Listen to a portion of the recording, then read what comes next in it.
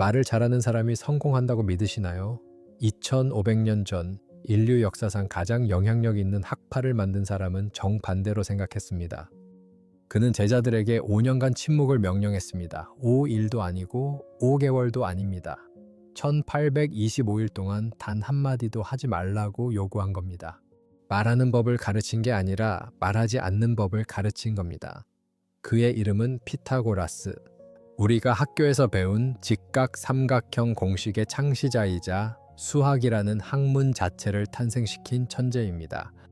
플라톤이 그에게서 배웠고 아리스토텔레스가 그의 사상을 연구했으며 2500년이 지난 지금도 그의 이름은 모든 수학 교과서에 남아 있습니다. 하지만 오늘 우리가 주목할 것은 그의 수학적 업적이 아닙니다. 바로 그가 제자들에게 요구했던 충격적인 입문 조건입니다.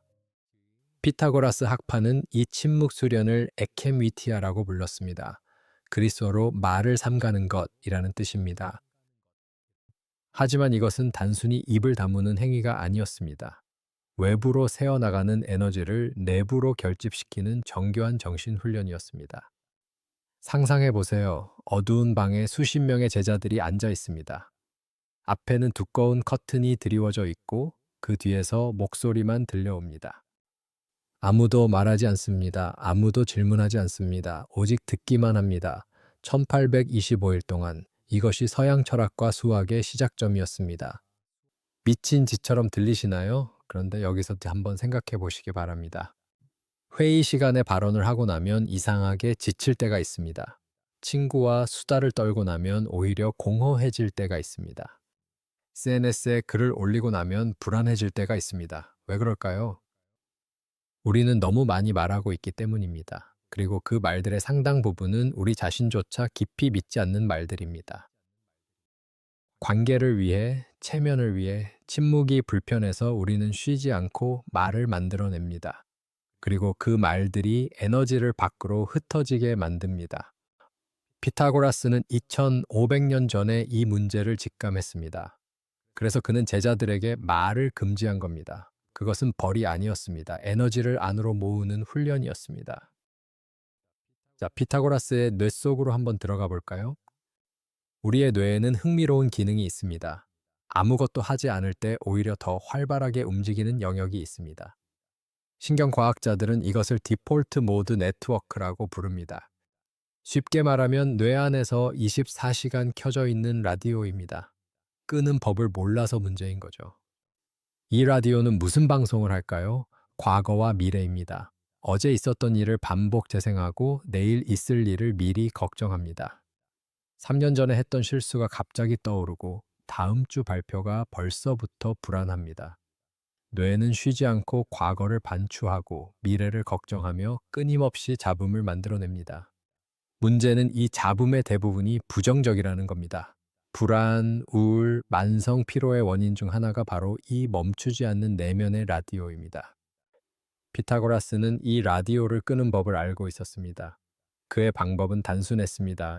입을 닫는 것. 말을 멈추면 뇌의 상당 부분이 쉬기 시작합니다. 단어를 고르고 문장을 만들고 상대의 반응을 예측하는 데 쓰이던 에너지가 절약됩니다. 그리고 그 에너지가 내부로 흐릅니다. 피타고라스가 말한 에켐위티아의 핵심이 바로 이것입니다. 밖으로 흩어지던 에너지를 안으로 결집시키는 것입니다. 말을 멈추면 에너지가 새어나가지 않습니다. 고인 에너지는 압력을 형성하고 그 압력은 어느 순간 깊은 통찰로 전환됩니다. 2013년 듀크 대학교 의과대학의 임케 키르스테 박사는 침묵이 뇌에 미치는 영향을 탐구하는 흥미로운 실험을 진행합니다. 연구팀은 생쥐를 거의 완벽한 무음 상태의 공간에 하루 2시간씩 넣었습니다. 그리고 5가지 조건에서 뇌의 변화를 관찰했습니다. 백색 소음, 모차르트 음악, 새끼쥐 울음소리, 주변 소음, 그리고 완전한 침묵입니다. 연구팀은 음악이나 자연의 소리가 가장 좋은 결과를 낼 것이라고 예상했습니다. 하지만 결과는 예상을 뒤엎었습니다. 모든 조건 중에서 침묵이 가장 주목할 만한 효과를 보였습니다. 침묵에 노출된 생쥐의 해마, 즉 기억과 학습을 담당하는 뇌 영역에서 새로운 신경세포 성장이 관찰되었습니다.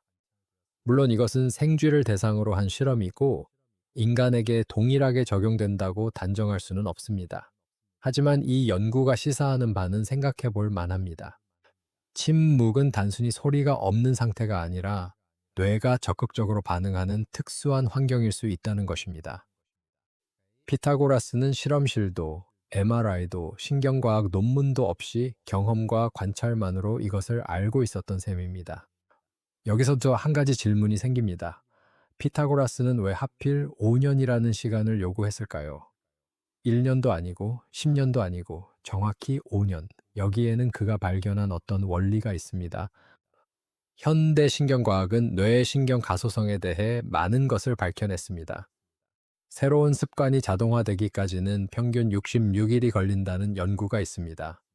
하지만 습관을 넘어서 사고방식 자체, 세계를 인식하는 근본적인 패러다임을 바꾸려면 훨씬 더 긴 시간이 필요합니다. 런던 택시기사 연구라는 유명한 사례가 있습니다.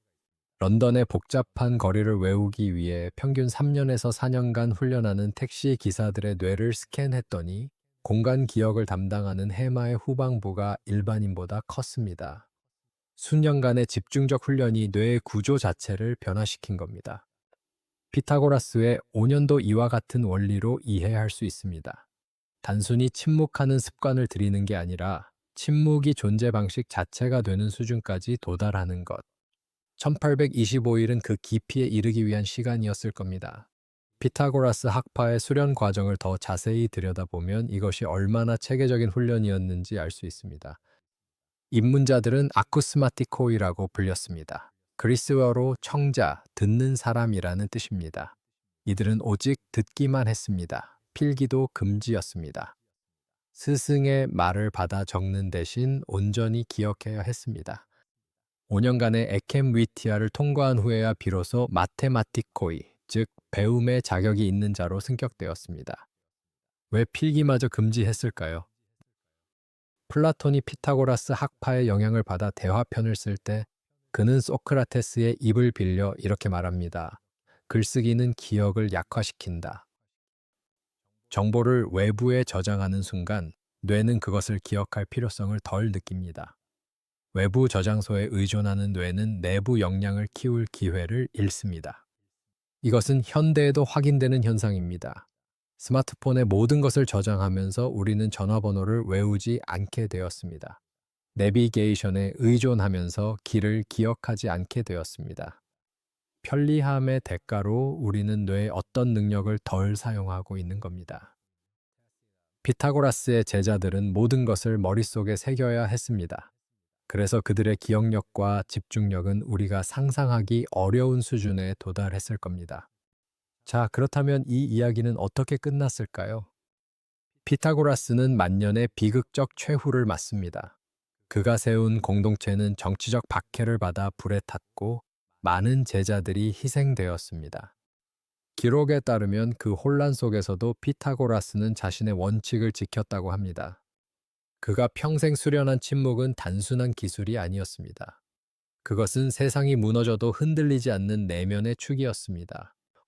외부의 소음이 아무리 커져도 내면의 고요를 유지하는 능력, 이것이 피타고라스가 1825일의 침묵을 통해 제자들에게 심어주려 했던 것입니다.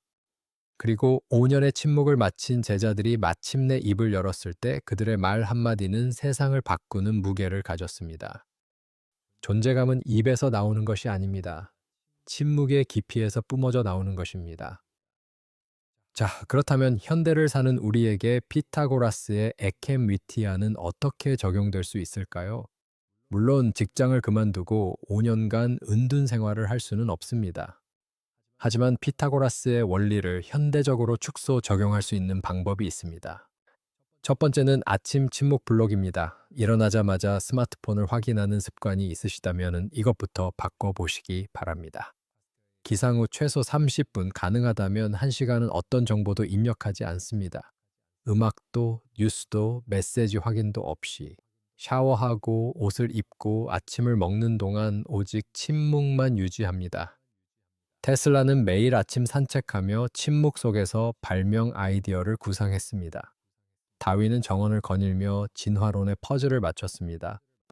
그들의 통찰은 타고난 재능이기도 했지만 침묵이라는 비옥한 토양에서 자라난 것이기도 합니다. 두 번째는 의도적 청취 훈련입니다.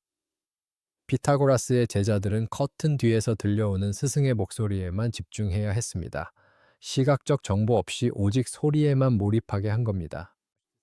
이것을 현대적으로 적용할 수 있습니다. 누군가와 대화할 때 다음에 할 말을 준비하지 마세요. 대신 상대의 목소리 자체에 집중해 보세요. 단어와 단어 사이의 간격, 호흡, 목소리의 미세한 떨림까지. 우리는 대화할 때 상대방의 말을 듣는 동안에도 다음에 무슨 말을 할지 준비합니다. 뇌의 자원을 나누어 쓰고 있는 겁니다. 피타고라스 방식은 이 분산을 멈추는 겁니다. 들을 때는 오직 듣기만. 상대방이 말을 끝내고 3초가 지난 후에 대답합니다. 이것이 이해의 깊이를 바꿉니다. 세 번째는 디지털 침묵입니다. 현대의 소음은 청각적 소음만이 아닙니다. 스마트폰 알림, 이메일, 소셜미디어의 끊임없는 자극. 이것은 귀로 듣는 소음보다 더 지속적으로 에너지를 흩어지게 만듭니다. 매일 정해진 시간에 스마트폰을 비행기 모드로 전환해 보세요. 1시간이 어려우면 30분부터 시작해도 좋습니다. 이 시간 동안 어떤 알림도, 어떤 새로운 정보도 들어오지 않습니다. 뇌는 드디어 외부 입력을 중단하고 내부 처리에 집중할 수 있습니다. 네 번째는 저녁 2가지 질문입니다. 피타고라스 학파는 하루를 마무리하며 스스로에게 2가지 질문을 던졌습니다. 내가 오늘 무엇을 잘 했는가? 그리고 내가 오늘 무엇을 놓쳤는가? 이 두 질문에 답하기 위해 하루를 역순으로 되짚어 갔습니다. 잠들기 전 10분간 침묵 속에서 이 두 질문을 스스로에게 던져보세요. 처음에는 명확한 답이 떠오르지 않을 겁니다. 하지만 몇 주만 지속하면 하루의 흐름이 훨씬 선명하게 보이기 시작합니다. 침묵은 이 질문에 대한 답을 찾는 가장 선명한 거울이 됩니다. 5번째는 응답 지연 훈련입니다. 현대 사회는 즉각적인 반응을 요구합니다. 메시지가 오면 바로 답해야 하고 이메일에는 빠르게 회신해야 합니다. 이 즉각성의 문화가 뇌를 항상 반응 대기 상태로 만듭니다. 피타고라스식 접근법은 의도적으로 반응을 지연시키는 겁니다. 모든 메시지에 최소 5분 후에 답하기. 급하지 않은 이메일은 다음날 아침에 답하기. 이 작은 지연이 당신에게 선택권을 돌려줍니다. 반응하는 삶에서 선택하는 삶으로. 이것이 현대판 에케뮤티아의 핵심입니다. 6번째는 감정의 숫자 치환입니다. 피타고라스에게 수는 우주의 본질이었습니다. 그는 모든 것을 수로 이해하려 했습니다. 이 원리를 감정에 적용할 수 있습니다. 화가 날 때, 슬플 때, 불안할 때 말을 내뱉어 감정을 분출하는 대신 그 감정의 크기를 1부터 10까지 숫자로 측정해 보세요. 그리고 침묵 속에서 그 숫자가 어떻게 변하는지 지켜보는 겁니다. 감정은 언어를 타는 순간 증폭됩니다. 하지만 숫자로 치환되어 관찰되는 순간 다루기 쉬운 대상이 됩니다. 이것이 감정에 휘둘리지 않는 피타고라스식 정신훈련입니다. 플로렌스 나이팅게일은 1859년에 이렇게 썼습니다. 불필요한 소음은 환자에게 그리고 건강한 사람에게도 가할 수 있는 가장 잔인한 방해입니다. 크림 전쟁의 야전 병원에서 수많은 부상병을 돌보던 그녀는 침묵의 회복력을 직관적으로 알고 있었습니다. 165년이 지난 오늘날 우리는 그 어느 때보다 시끄러운 세상에 살고 있습니다. 외부의 소음만이 아닙니다.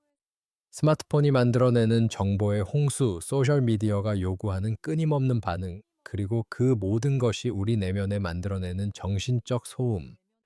피타고라스가 2500년 전에 발견한 것이 있습니다. 말을 멈출 때 비로소 진정한 배움이 시작된다. 소음을 차단할 때 비로소 명료함이 찾아온다. 침묵은 공허가 아니라 가장 농밀한 가능성의 공간이다. 아이작 뉴턴은 만유 인력의 법칙을 구상할 때 고독과 침묵 속에 있었습니다. 아인슈타인은 특허청의 단조로운 업무 사이, 고요한 사색의 시간에 상대성 이론의 단초를 잡았습니다.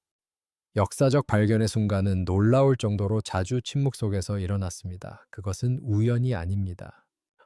피타고라스의 1825일은 우리에게 불가능할지 모릅니다. 하지만 하루의 일부를 침묵에 할애하는 것은 가능합니다. 여기서 제안을 하나 드리겠습니다. 오늘부터 3일간 실험을 해보시기 바랍니다. 아침에 일어나서 첫 1시간 동안 아무 말도 하지 마세요. 음악도, 뉴스도, 누군가와의 대화도 없이 오직 침묵 속에서 하루를 시작하세요. 3일 후 당신의 아침이 어떻게 달라졌는지 확인해 보세요. 피타고라스의 제자들이 1825일간 경험한 것의 축소판을 당신은 3일 만에 맛볼 수 있습니다. 작은 실천들이 쌓이면 당신의 내면의 변화가 시작됩니다. 밖으로 흩어지던 에너지가 안으로 모이기 시작합니다. 끊임없이 돌아가던 생각의 소음이 조금씩 잦아듭니다. 흩어져 있던 것들이 하나의 방향으로 정렬되기 시작합니다. 그리고 여기서 가장 중요한 것이 드러납니다. 침묵은 단순히 쉬는 것이 아닙니다. 침묵은 정렬의 첫 단계입니다. 당신의 에너지, 사고, 감정, 행동이 같은 방향을 향하기 시작하는 출발점입니다. 피타고라스는 말했습니다. 어리석은 자는 말로 자신을 드러내고 현명한 자는 침묵으로 자신을 드러낸다. 2500년이 지난 오늘 이 말은 여전히 유효합니다. 아니, 그 어느 때보다 절실합니다. 침묵하라. 그러면 당신의 뇌가 새롭게 작동하기 시작한다. 이것이 피타고라스가 남긴 정신공학의 첫 번째 원리입니다. 3일간의 아침 침묵 실험, 결과를 댓글로 알려주세요. 시청해주셔서 감사합니다. 지금까지 거장들의 뇌를 해킹하여 여러분의 삶에 이식하는 정신공학이었습니다.